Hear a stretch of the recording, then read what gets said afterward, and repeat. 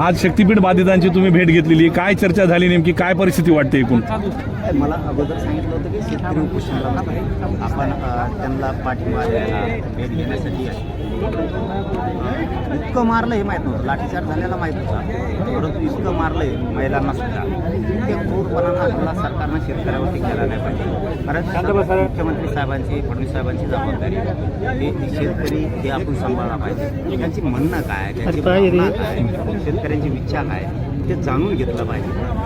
उगाच शेतकऱ्याला वेटीस धरायचं, त्यांच्यावरती बळाचा वापर करायचा आणि बळत खरेदण्या करायच्या सरकारनं करून आता म्हणजे मगसुद्धा मुख्यमंत्र्यांच्या ओळखीनं सुद्धा हा निरोप सांगितला होता आणि शिंदे साहेबाकडं मी हे काही खातं आहे त्यांच्याही ओळखीला निरोप पाठवला होता. ते ज्यावेळेस अधिवेशनातून ठिकाणी होते त्यावेळेस मी त्यांना पुन्हा सांगितलं की गंभीर विषय शेतकऱ्यांचा शक्तीपीठ महामार्गाचा, याच्यात सामंजस्याची भूमिका सगळ्यांनी घेऊन शेतकऱ्यांनी पण आणि सरकारने सुद्धा त्याचा तोडगा काढा. यांचं नाही म्हणणं नाही महामार्ग करणं तर ते पूर्ण ऐकून घेतलं पाहिजे. तेच आता बावनकुळे साहेबांना सुद्धा बोलतो, तुमच्या मंत्रालयाच्या अधिकारात हा विषय भूसंपादन हा मंत्रालयाचा विभाग चंद्रशेखरजी बावनकुळे साहेबांकडे आहे. त्यांनी आता अधिवेशनाच्या बाहेर येऊन हा विषय बोलले की आम्ही शेतकऱ्यांना सगळ्या बोलून घेतो. आता मला वाटतं पुढच्या गुरुवारी त्यांनी या शेतकऱ्यांची शक्तीपीठ महामार्गाच्या शेतकऱ्यांची बैठक लावली.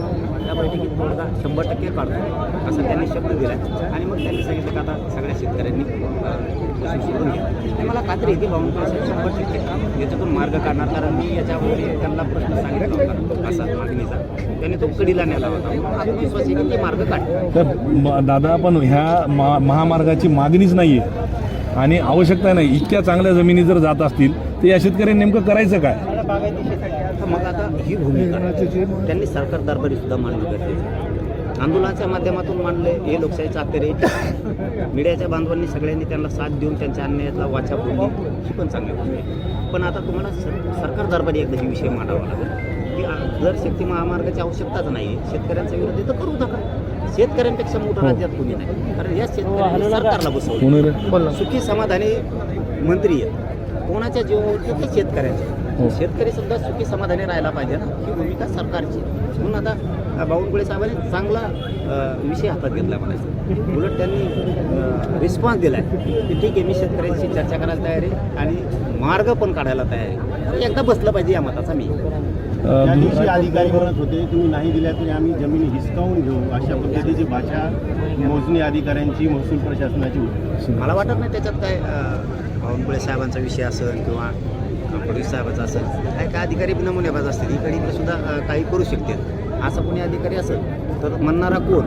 बावनकुळे साहेब, मुख्यमंत्री साहेब चौकशीला घेतील ना, तू असं का बोलला, तुला आमचे कोणाचे आदेश होते का तू खाली राहून? काही अधिकारी काय सरकारला सुद्धा इथं राहून बदनाम करतील, इथं राहून बदनाम करतील. काही असं सुद्धा होऊ शकतं म्हणतोय, त्यामुळे ते घेतील ना, त्याला चौकशीच्या फेऱ्यात ओढतील. दुसरा महत्त्वाचा विषय दादा, अजित पवारांच्या मृत्यूच्या संदर्भामध्ये अनेक प्रश्नचिन्ह उपस्थित केले जात आहेत. काय वाटतं, एकूण याची चौकशी झाली पाहिजे नाही झाली पाहिजे? आता परिवाराला मी तर मागच पण सांगितलं, परिवाराला जर वाटत असलं की चौकशी झाली पाहिजे तर खरंच झाली पण पाहिजे. पण आता आधी नव्हतं वाटत जास्त, जसे जसे त्या पत्रकार परिषदा सुरू झाल्या तसं थोडंसं संशय बळावायला लागला झाले खरं असं का काय. पण इतकं वाईटपणानं वागणं, इतक्या वाईटपणानं बोलणं असं कधी काय दादाचं नव्हतं, म्हणून शंका येत नाही. अशा घटना कोणाशी होत्या की थेटपणानं जो खेटला जातो, थेटपणानं जी प्रक्रिया होत्या, अशा व्यक्तींविरोधात एखादेच होतं. असे शांततेत होतं, प्रक्रियात काम करताना, प्रशासनात काम करताना, सरकारमध्ये काम करताना फारशी निर्णय घेत होते. पण एखाद्या दिवस असं मीडियात बघितल्यानंतर असंही वाटतं पत्रकार परिषदेमध्ये खरं असेल का काय, व्हायला पाहिजे चौकशी. जर त्यांच्या कुटुंबाचं, परिवाराचं म्हणणं असेल तर व्हायला पाहिजे. एवढा मोठा नेता गेला, मात्र अजूनही DGCAच्या कुठल्या अधिकाऱ्यांवर कारवाई नाही. इतके दिवस लोटल्यानंतर सुद्धा कुठल्याही प्रकारची चौकशी समोर आलेली नाही. तिथं त्यात काही पुरावेच उपलब्ध नाही म्हणते. हो, म्हणून म्हणलं CCTV नाही म्हणते, तो ब्लॅक बॉक्स काय असतो ते बी नाही म्हणते. सगळं म्हणजे वाटतं थोडंसं विचित्रपणा वाटतोय त्याच्यातलं. पण आता ज्याच्यात हवा त्याच्यातलं माहीत नाही, उगाच बोलू नये. आपल्याला एकतर त्यातली जास्ती माहिती नाही आणि उगाच त्यात काहीतरी बोलायचं. पण आता परिवाराला जर शंका येत असेल ना, त्यांनी निर्भीडपणानं मात्र ती चौकशी होऊ द्यायला पाहिजे, करा पण म्हणायला पाहिजे, होऊ द्या. पण आता चौकशी झाली, काही झालं पाहिजे. माणूस येणार आहे का आता? इतका चांगला काम करणारा दादा गेला. बरं, आता मराठा आरक्षणाचा विषय होता, अजूनही प्रमाणपत्र दिले जात नाही आहेत. अनेक ठिकाणी अधिकारी हे करत आहेत. तर काय भूमिका असणार आहे आपली या सर्व याच्यात? मी सांगून टाकलं आज, कालच सांगून टाकलं की तुम्ही पुन्हा म्हणू नका की आता आम्हाला उभं राहायला जागा नाही राहिली, बोलायला जागा नाही राहिली, खूप परिस्थिती वाईट झाली, म्हणू नका. म्हणून मी सांगितलं की जूनमध्ये मला आमरण उपोषण करावं लागेल. त्यावेळेस मी मंत्र्यांचं कोणाचं ऐकणार नाही. आज तुम्हाला प्रामाणिकपणानं प्रेमानं सांगतोय, विखे पाटील साहेबांकडे उपसमिती आहे, त्यांनी जबाबदारी आहे, त्यांनी JR काढला आहे, रमेश साहेबांनी JR काढला आहे. तर तुम्ही मोठ्या मनाने JR काढला आहे, तर हैदराबादच्या गॅजेटप्रमाणे प्रमाणपत्र द्यायला तुम्हाला हरकत काय? तुम्ही स्थानिक चौकशी अहवाल काढला, त्या अहवालाप्रमाणे तुम्हाला आल्याच्या नंतर अर्ज आल्याच्या नंतर कोणते प्रमाणपत्र द्यायला अडचण काय? तर JR तुम्ही काढलाय, JR-पेक्षा अधिकारी मोठा नाही. JR म्हणजे कायदा झाला आणि तो कायदा सरकार चालवते,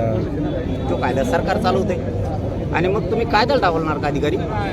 अधिकाऱ्यांना काही त्रास आहे का? कशात जीवावर देताय तुम्ही? तुम्हाला जर कोणी आडवं पडत असेल तर सरकारनं JR काढला, म्हणजे कायदा केलाय, मग आता त्याप्रमाणे आम्ही देतोय असं बोललं पाहिजे अधिकारी. पण काही जाणून बुजून सरकारला बदनाम करायसाठी पण देत नसते असं पण वाटतं. आता आम्ही तर सांगितलं त्यांना, हैदराबादच्या गॅजेटप्रमाणे कुणबी प्रमाणपत्र द्यायला सुरुवात करा. जेवढे अर्ज आले ते पुऱ्या अर्जाचे प्रमाणपत्र द्या. एक दुसरं सांगितलं की शिंदे समितीने मुदतवाढी देऊ नका. शिंदे समितीने काम पण केलं पाहिजे, नोंदी शोधल्या पाहिजेत, पुन्हा रेकॉर्ड शोधला पाहिजे आणि ज्या नोंदी शोधल्या त्याचे प्रमाणपत्र दिले पाहिजे. तिसरं सांगितलं की व्हॅलिडिटी अधिकारी मुद्दाम रोखले जातात. शिक्षणातून पोरं बाद झाले पाहिजेत, नोकरीतून पोरं बाद झाले पाहिजेत, बलिदान केलेल्या कुटुंबांच्या नोकऱ्याचा विषय राहिला, केसेस मागं घेऊ म्हणले त्या राहिल्या, सारथीच्या बऱ्याचशा योजना बंद केल्या त्या सुरू करा.